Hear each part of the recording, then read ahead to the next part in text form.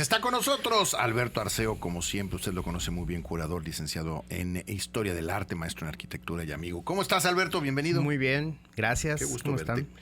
Oye, ¿Qué tal? hoy es un tema diferente, parques Pues, temáticos. Pues sí, proponías. diferente y tampoco, no tanto, ¿no? Porque nosotros hablamos de arte, pero también podemos entender el arte como muchas diferentes formas de crear experiencias o como muchas diferentes maneras de desarrollar la creatividad, ¿no? Y no sé, a veces definir arte es un poco incongruente porque definir Es que todo lo puede ser, ¿no? quiere decir delimitar, quiere decir enclaustrar una idea, y el arte de por sí es lo creativo. Entonces es un poco paradójico querer definir o delimitar algo de que por sí se transforma y cambia. Que si lo ¿no? limitaras dejaría de existir, ¿no? Exactamente. Y es pensar, que hasta la comida es un arte, por cocinar supuesto, es un arte. Por ¿no? supuesto, gastronomía es una gran manifestación artística. Y pensando en lo que sucede en el siglo XX y sobre todo en relación con el entretenimiento, yo creo que los parques temáticos son una de esas manifestaciones culturales que también están entrecruzadas por la creatividad y en cierta forma por el arte también, ¿no? Totalmente. Si lo piensas, Estamos hablando de Disneylandia, por ejemplo. pues vamos a hablar de Walt Disney y de las innovaciones. Ya habíamos hablado de lo que hizo Bansky con su falso Disney, ¿no? Exactamente. Tenía totalmente un sentido crítico, ¿no? Claro. Y era una crítica a muchos aspectos de nuestra cultura contemporánea, ¿no? Criticaba el capitalismo, la superficialidad del capitalismo, etcétera, y las guerras, pero bueno, Walt Disney es un personaje también muy polémico, ¿no? Porque si bien fue totalmente un visionario y alguien que revolucionó la animación, los parques temáticos, y también tuvo la idea de la construcción de una ciudad del futuro, que es Epcot Center, que terminó siendo un parque temático, pero inicialmente era una ciudad, también fue un personaje polémico porque estuvo muy relacionado con la continuidad de estereotipos racistas. En algún momento fue tildado de racista contra la gente de color en Estados Unidos. También tuvo una parte muy obscura cuando se contrapuso con todos los derechos laborales de la gente que trabajaba en sus estudios y que tildaba de comunistas a todos sus trabajadores que exigían mejores derechos laborales y bueno, estuvo en contra de los sindicatos y bueno, se saben de las cosas. Es decir, es un personaje polémico, pero no podemos negar la parte de innovación que tuvo y ese espíritu tenaz que le permitió, por ejemplo, crear una obra maestra que es Blancanieves, ¿no? Blancanieves es una gran pieza de animación y es sumamente revolucionaria y es la primera obra que es animada totalmente y que logró lo que una película lograba, que era emocionar. Para empezar, en la época nadie pensaba en que alguien podía hacer un dibujo animado que tardara 1 hora y algo y que la gente se iba a quedar sentada. Sí, claro, nadie se lo imaginó. Con Blancanieves es con la primera que se logra. Pues es el primer largometraje que logra emocionar, hace llorar a la gente, hace reír a la gente. Es decir, genera una gran cosa que nadie se había imaginado, porque todos pensaban que las caricaturas eran estos personajes en cortos de 3 minutos que contaban chistes para niños, exactamente, que te podían sacar una sonrisa quizá. Pero él llevó a otro nivel a la animación, ¿no? Y desarrolló todas unas nuevas tecnologías y unas nuevas técnicas y fue parte del espíritu tenaz también de hacer que su equipo en tiempo récord y contra un montón de obstáculos lograran lo que logró, ¿no? Entonces ese es primero el gran acierto de Disney a nivel histórico, ¿no? Lograr una animación que contara historias profundamente emocionantes, ¿no? O emocionales, a ¿no? pesar de ser animación. Exactamente. Sí, totalmente. Y hace 5 grandes películas que son de este periodo, se llaman las grandes 5, por así decir, que son Dumbo, Pinocho, La Bella Durmiente, no La Bella Durmiente, Blancanieves, Bambi y Fantasía. Fantasía. Pura Yo depresión. estaba pensando en Fantasía. ¿Cómo? Son las películas más tristes de Disney. Pues es que, pues ese es otro aspecto de Disney, ¿no? No tenían que ser cosas totalmente superficiales. Sí son bastante traumáticas. Y hay imágenes que todos recordamos en Dumbo o en Bambi. Exactamente, que son bastante fuertes, ¿no? Pero quizá por eso también tiene un cierto rasgo artístico, porque no estaba totalmente en la banalidad, sino que rozaban cosas que tenían que ver con la tristeza, la pérdida y con el miedo también, cosas que todos los niños de alguna manera también sufren, miedo, tristeza, etcétera. Entonces reflejaban un tipo de historia no tan superficial, ¿no? Y sí, y son bastante... Que hoy son políticamente incorrectas muchas de esas, ¿no? Disney fue el que se casó con los valores de su tiempo, con los valores conservadores de su tiempo. Entonces, en gran medida, sí, podemos verlas hay varios aspectos que podríamos decir que son políticamente incorrectos, hoy, ¿no? Los enanos en Blancanieves, ¿no? Por ejemplo. Exactamente. Pero ya, supongo que ya no se puede decir ni así, ¿no? Yo creo que ya no. Sí, entonces ya... Pero también yo insisto en que no podemos juzgar al pasado con los ojos del presente. O sea, eso era lo que estaba sucediendo, eso se quiso retratar y listo. Y él retrataba una sociedad blanca, hay que decirlo. Él era un blanco representando los valores de los blancos en 1900. Y hay fuertes críticos de eso. Claro, 30 y algo, ¿no? 37. Hoy, exacto. Sí, y hay que pensar que ahora Disney también pues hizo lo contrario, ¿no? Las películas sabemos de la inclusión cultural y diversa que ha intentado y cómo ha frenado el año pasado. Le ha salido bastante mal. Sí, y lo frenaron el año pasado, sacaron un statement diciendo que toda esa parte de la inclusión forzada se acabó. Ya no va a haber más en las películas de Disney. Sí, la inclusión forzada, no nomás porque la sociedad así lo dicta en estos momentos, ¿no? Pues Disney ya no se siente tan contento después de esas 5. Ya están todos los problemas laborales y digamos que se recluye, se va a su casa y atrás de su casa empieza a jugar con unos trenecitos que él construía de vapor pequeñitos y todo su patio lo terminó haciendo una especie de parque de trenecitos y reproducía las montañas y la arquitectura mínima y estaba ahí y en realidad ahí lo que estaba construyendo era la idea de construcción de algo tematizado, ¿no? Entonces poco a poco eso lo llevó a insertar en la cabeza la idea de hacer un parque. Los parques temáticos son antiquísimos, son de la Edad Media y tienen que ver con las ferias, tienen que ver igual un poco con lo que sería el circo. En el siglo XIX aparecen los primeros parques temáticos un poco más construidos y a inicios del siglo XX quizá podemos identificar esta de Coney Island en Nueva York, ya con la montaña, con los mecánicos, como el parque temático, pero eran lugares sucios, eran lugares de pequeños, venta. ¿no? Ajá, exactamente. Y cuando Disney le dice a su hermano Roy que quiere hacer un parque temático, o sea, dice, ¿qué? O sea, nosotros somos películas, nos está yendo bien por primera vez en la vida y tú quieres hacer esa porquería y cuesta un montón de dinero. Le dijo, es que el mío no va a ser así, el mío va a ser diferente.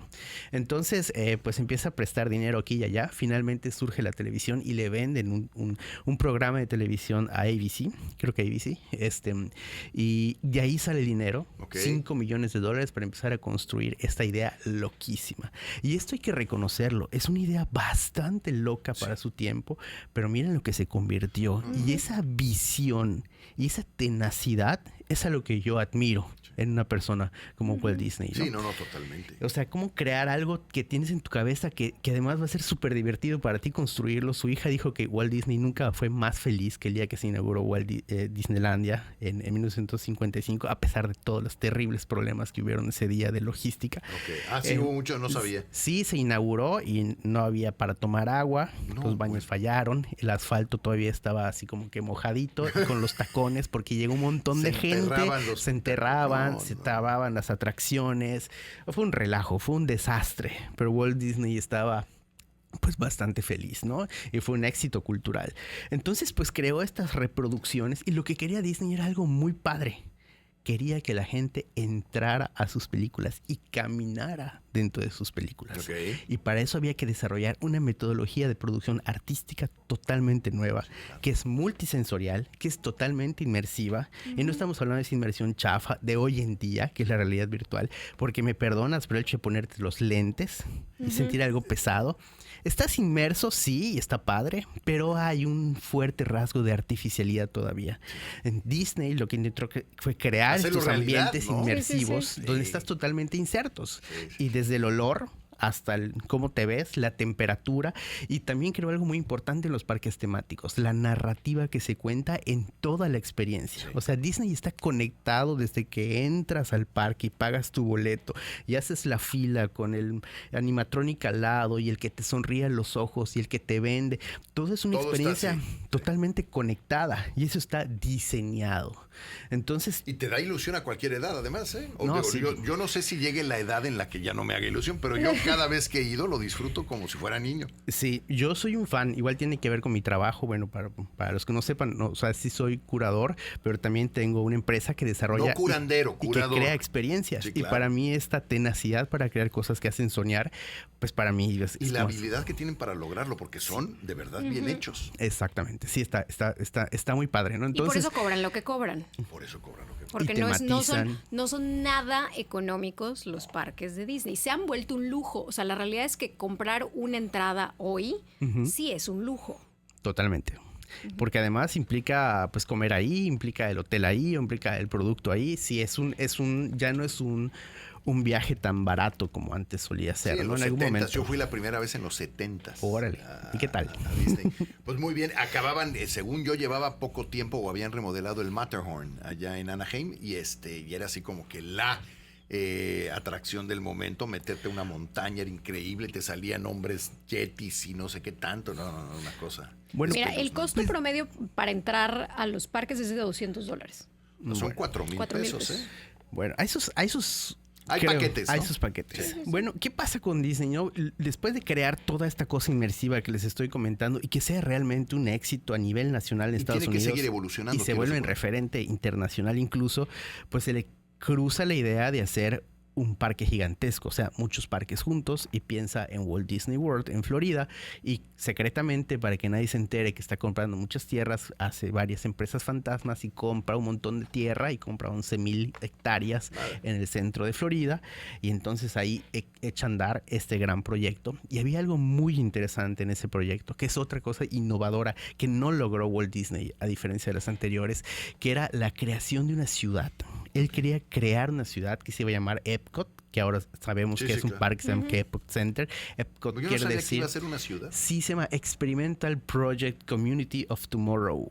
Y era una ciudad que mira. se iba a construir donde todo a la manera así como de estos urbanistas de los 60s, justo cuando se construye, como Niemeyer, Le Corbusier, todos esos arquitectos que hablamos. Disney tenía su idea también de ciudad utópica, donde todo iba a converger en el centro de la ciudad, donde también todo era sustentable, donde había espacio para los niños, donde había diversión. Son los donde... 60s. Exactamente, había toda una idea y diseñó la ciudad. O sea, existen los mapas y existen los diferentes Y ahí lo tiene en pantalla planos. visto desde afuera, como si lo viera desde el Google Maps. Exactamente. Qué Ahora es interesante. como está este el espacio, Google ¿no? Maps, ok. Y bueno,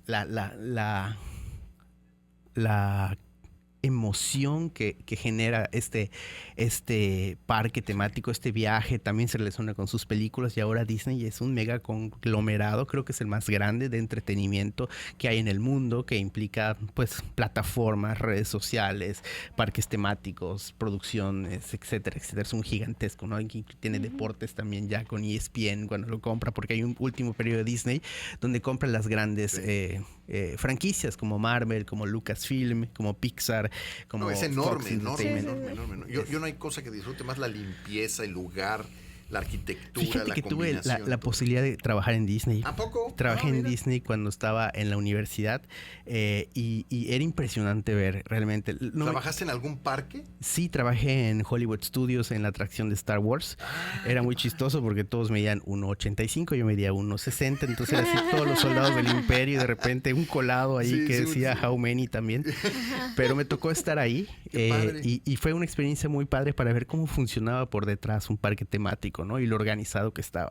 No soy fan de los gringos, pero la verdad tengo que reconocer que son un Son pueblo bien sumamente hechos. organizado. Sí, son bien Y hasta la basura y cuántas bolsas tenía que tener el bote de basura estaba estipulado y tenías que corroborarlo con una... O sea, todo estaba muy organizado. Es que solo así funciona. Y me tocó de ver cómo se producía esta experiencia, ¿no? Por ejemplo, cuando nos dieron como la capacitación, habían como 4 leyes que te tienes que agachar. Cuando hay un niño tienes que ver a los ojos. Cuando vas a apuntar no puedes señalar con un dedo porque puede ser ofensivo para algunas culturas. Tiene que ser con la mano completa. Lo que tenías que decir. Había todo un training Ok. de lavamiento de La cerebro Universidad de Exacto. Disney. para continuar este sueño. Y si lo piensas es que algunos niños van con toda la ilusión No, del claro. mundo. Sí fuimos. Claro. Y pues alguien molesto ahí, pues a lo mejor podría romper un poco y van a ¿Tú te querer... acuerdas la primera vez que fuiste a Disney? Sí, ¿Cuántos años tenías? 6. 6 años, fíjate. 6 años. ¿Tú te acuerdas? Tenía 9, estaba en tercero de primaria. Sí, yo debe haber tenido unos 9. unos 8, 9 también cuando fui la primera vez. Pero lo No se disfruté me más olvida, grande. yo lo disfruté mucho. Yo lo disfruté más grande, o sea, yendo de adulto. Sí, entre más grande, más lo disfrutas. Me gustó mucho más, exactamente, ¿no? Y bueno, pues estamos haciendo acá, hablando de estas creaciones de parques temáticos, y me recuerda quizá un poco como al Coliseo Romano, ¿no? Que en la época, si tú ibas a Roma y le decías, pues vamos a ver el arte, de la arquitectura artística del Coliseo, del Anfiteatro Flavio, te iban a decir, no, eso es totalmente popular, y ahí va la gente a emborracharse, ¿no? Pues a lo mejor en nuestros parques temáticos también estamos viendo uno de los síntomas populares de la creatividad y que son sumamente concurridos, ¿no? Sí. Y que reflejan parte tanto negativa como positivamente de nuestra cultura, porque también podemos hablar de que es sumamente superficial. Y así sí, claro, como desde luego. la felicidad que Bueno, sientes es que ahí. es el capitalismo en su máxima expresión. Es el capitalismo suave en palabras, ¿no? Sí, sí, sí, Tu es felicidad lo ahí facilito, es tan artificial como el castillo que le haces así y es de tabla roca. Esa es tu felicidad ahí. ¿Y Entonces, quieres ser feliz con orejas de Mickey Mouse? Págame $100 por las orejas. Sí, y lo que hay es utilería, ¿no? O sea, todo, al exacto. final del día no hay nada ahí que sea... No hay nada auténtico. No hay realidad. nada auténtico, ¿no? Esa es como la característica. Es que bien dijiste la palabra al principio, solo una experiencia. Es una experiencia efímera. Sí, exacto, y totalmente superficial, bordeando en todo lo que... Pero qué bien diseñada está. Sí. Habrá que reivindicar un poco la superficialidad, ¿no? Mientras no haga daño a nadie. Eso sería para interesante para equilibrarlo.